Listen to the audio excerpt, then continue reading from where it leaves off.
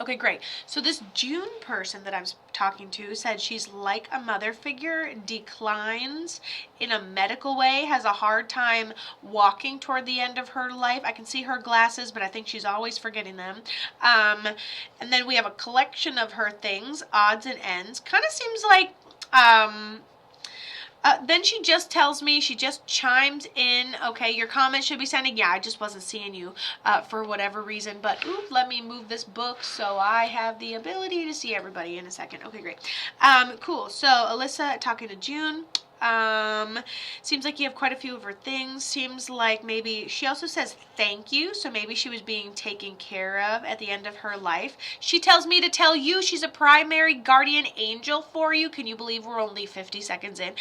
She tells me to tell you she's a primary guardian angel for you. I think you guys just communicate on the same level really well. She makes me feel like, I don't know, she's like either old age or medically deteriorating, and you're the type of old soul that's hanging out with her, learning wisdom, doing things. So she tells me a lot of that. And then she tells me she ends up passing from something medical, and then she ends up telling me she had a hard time getting around toward the end. This medical thing is an underlying thing. She goes, I'm a CNA, and I took care of her from the time she got sick until the time she passed. And what are the chances that I literally said, it's almost like she's, this old lady, and you visit her and you do what she was your grandma, and from the time she got sick to the time she passed, you were the one that helped take care of her. And that's why she says this sign and symbol, she says thank you. And that is always my sign and symbol, that we took care of them toward the end. She loves the things that you have. Maybe you have her glasses or a stack of her things or clothes or something. She loves that. And I don't know what she ended up passing from, but it just seems like a medical deterioration. She gives me a little hint in there that it could potentially be cancer or just something that deteriorates you. And she had a really hard time getting around toward the end. So I know as a CNA, your cares couldn't have been easy every day. That's for sure. And I love this for both of you, that not only is this your grandma, but you are also her caretaker. She talks about how you have the energy and the caring old soul spirit to be able to do that. She loves how you were taking care of her. You did everything right, she says. She also said, and she has this like, and she goes, but when it's time to go, I'm gone, she says. I still have her dentures. Oh, and my older daughter has her pin cushion. And we have lots of her clothes still. She literally drew me like literally a stack of clothes. You've got plenty of those. Your daughter has her pin cushion, I'm assuming and then I love how she was like, like imagine this. And then we have her dentures. Like that's how I pictured it once you had said the denture thing. Oh, I think that was funny for her. I love it. Okay.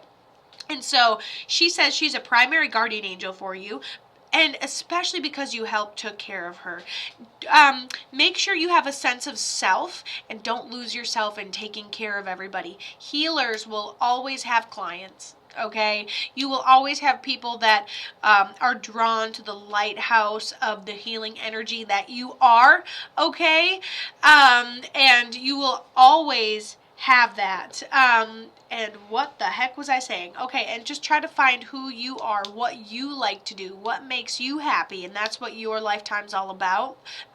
Prioritizing your emotional state before you prioritize physical things, okay? Or physical people as well. So your guardian angel just had to come crashing through that wall. My oldest is in fashion design and classes at school, and she graduates next month. I think that's what I was getting when I was talking about the pincushion. She keeps the pincushion in her room. Tomorrow will be 13 years without her. Okay, so you get a reading today, and tomorrow is lucky number 13 years since she passed away. Honestly, that is super, just great timing. I'm glad that she was able to come through for you, especially on such a memorable location.